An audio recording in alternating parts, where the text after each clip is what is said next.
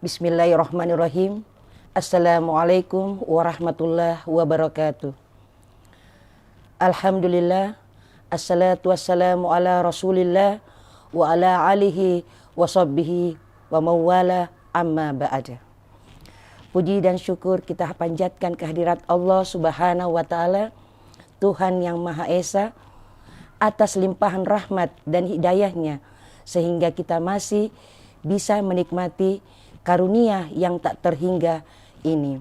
Apalagi saat ini adalah bulan suci Ramadan, yang dimana bulan suci Ramadan ini adalah bulan yang sangat kita impi-impikan. Salawat serta salam tak lupa kita haturkan kepada baginda kita Nabiullah Nabi Muhammad SAW yang mengantarkan kita dari zaman kegelapan, kejahiliaan menuju zaman terang benderang hingga saat ini. Sahabat yang senantiasa dirahmati Allah subhanahu wa ta'ala, di kesempatan ini izinkan saya berbagi ilmu atau pengetahuan, ingin menyampaikan kultum dengan tema dua nikmat yang banyak dilalaikan oleh umat manusia. Menghitung nikmat yang Allah berikan kepada kita adalah sebuah pekerjaan yang sulit. Bagaimana tidak? Allah mengatakan bahwa seorang hamba ingin menghitung nikmat tersebut, maka tidak akan sanggup menghitungnya.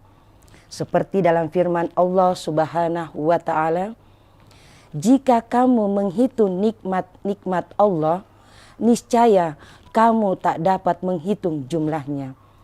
Sesungguhnya Allah benar-benar Maha Pengampun lagi Maha Penyayang. Quran Surah An-Nahl ayat 18. Sahabatku yang dicintai Allah subhanahu wa ta'ala, mayoritas manusia banyak yang tertipu jika Allah subhanahu wa ta'ala memberikan nikmat kepada kita. Kenapa demikian? Karena manusia terkadang lalai, lupa, dan bahkan terlena dengan kenikmatan yang Allah berikan kepadanya. Padahal sesungguhnya kenikmatan yang Allah berikan kepada kita tentunya akan dipertanggungjawabkan di hari kelak atau di hari kiamat. Seperti sabda Rasulullah SAW, kedua kaki seorang hamba tidaklah berpindah pada hari kiamat hingga ia ditanya mengenai umurnya, di manakah umur dihabiskan, ilmunya di manakah ia amalkan, hartanya bagaimana ia mendapatkannya dan ia infakkan, dan badannya bagaimana usangnya. Hadis riwayat At-Tirmizi Sahih. Sahabat MI Ummu Sabri yang dicintai dan dirahmati Allah subhanahu wa ta'ala, ingatlah 4 hal yang saya sebutkan tadi, semuanya itu akan dipertanggungjawabkan di hari kemudian, yaitu umur, ilmu, harta, dan badan kita. Oleh karena itu, ketika seorang mendapatkan nikmat, namun nikmat itu dia sepelekan, dia abaikan, bahkan dia lupa untuk taat beribadah kepada Allah, maka itu adalah musibah. Sebagaimana perkataan Abu Hazim dalam Hilyatul Aulia, setiap nikmat yang tidak digunakan untuk taat beribadah, maka itu adalah musibah. Di antara sekian banyak nikmat yang telah Allah subhanahu wa ta'ala berikan, ada 2 nikmat yang manusia lalai darinya. Apakah itu? Nikmat tersebut adalah nikmat kesehatan dan waktu luang. Sebagaimana sabda Nabi SAW, 2 nikmat kebanyakan manusia tertipu dengan keduanya, yaitu kesehatan dan waktu luang. Hadis riwayat Al-Bukhari. Sahabat MI Ummu Sabri yang dirahmati Allah subhanahu wa ta'ala, Yang pertama adalah nikmat kesehatan. Banyak manusia yang sehat, yang kuat, yang perkasa namun tertipu dengan kesehatannya. Ia tak gunakan kesehatannya untuk taat beribadah kepada Allah, tidak menggunakan ke hal-hal yang baik, tidak menggunakan ke hal-hal yang positif. Sementara di luar sana ada sebahagian manusia yang ingin melaksanakan hal-hal yang baik, hal-hal yang diperintahkan oleh Allah Subhanahu wa Ta'ala, namun tak mampu melakukannya. Karena apa? Dikarenakan sakit yang ia derita. Padahal kita ketahui badan yang sehat akan ditanyakan di hari kemudian. Digunakan untuk apa badan kita selama kita di dunia ini yang telah Allah berikan kenikmatan kepada kita? Apakah digunakan untuk mendatangi majelis ilmu, ataukah mendatangi tempat-tempat yang sangat diharamkan oleh Allah Subhanahu wa Ta'ala? Barulah terkadang kita sadar apabila badan kita sudah terbaring lemah, sudah tak berdaya, barulah kita sadar bahwa betapa indahnya, betapa nikmatnya Allah memberikan nikmat kepada kita berupa kesehatan. Maka dari itu, pergunakanlah sehatmu sebelum datang sakitmu.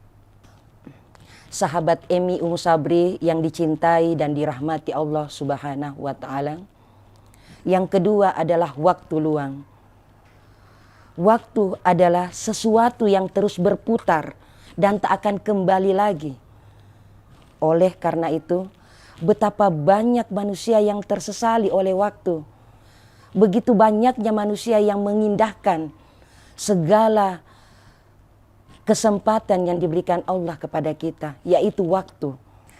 Waktunya hanya berlalu begitu saja, tanpa ada manfaat dan faedah yang kita lakukan. Karena kita ketahui waktu tak akan bisa kembali lagi. Hidupnya hanya menghabiskan waktu dan menyisakan penyesalan seumur hidup. Waktu diibaratkan pedang bermata dua. Apabila kita gunakan dalam hal kebaikan, maka baiklah ia. Tetapi sebaliknya, jika digunakan dalam hal keburukan, maka dampak buruk yang akan terjadi di kemudian hari.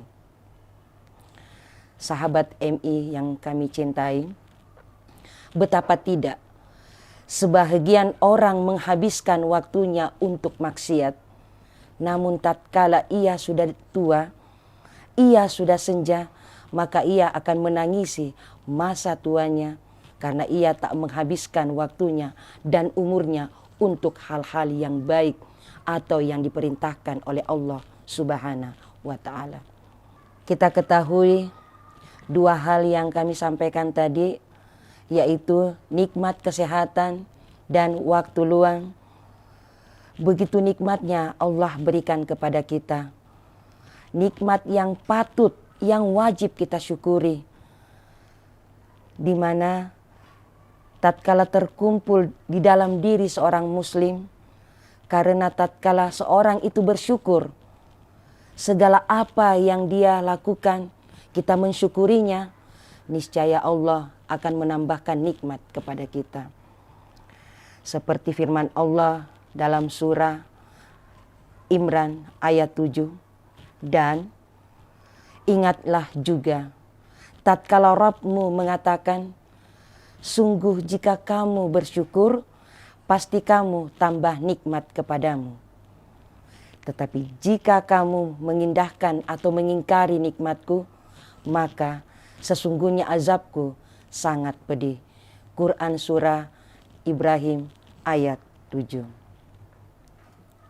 Sahabat MI Umu Sabri yang dicintai dan dirahmati Allah Subhanahu wa Ta'ala, marilah senantiasa kita mengingat pemberian Allah begitu banyak, nikmat Allah begitu besar kepada kita, di mana waktu luang dan nikmat kesehatan.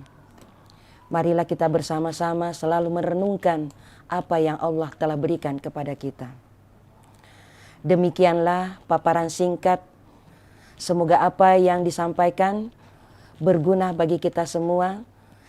Kekafaan adalah milik Allah Subhanahu wa Ta'ala, dan jika ada kesalahan dan kehilafan dari kata maupun ucapan adalah murni dari diri saya pribadi. Semoga bermanfaat. Wallahu muwafiq ila aqwamit thoriq. Fastabiqul khairat. Wassalamualaikum warahmatullahi wabarakatuh.